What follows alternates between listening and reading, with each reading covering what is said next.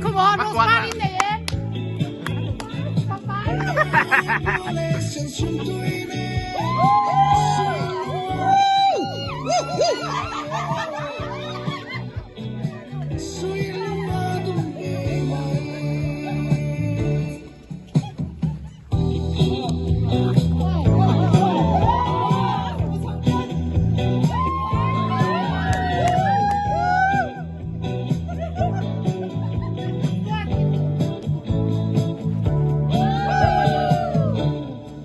Quỳ lâm chuông rộ về tất căng mộng, quỳ ru nắng xiang lối về ấm mộng, tuần này cần noam với khát tâm, tuần này cần noam với khát tâm,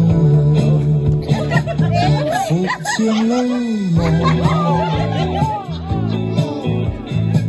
Ai bro lệ sen xuân tuổi nè, suy lòng ai